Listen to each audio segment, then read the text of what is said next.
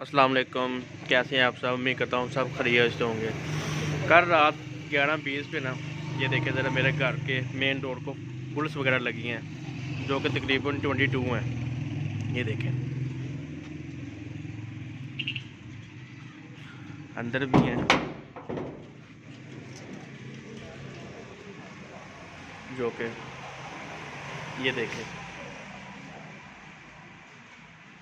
Main road को भी लगी है।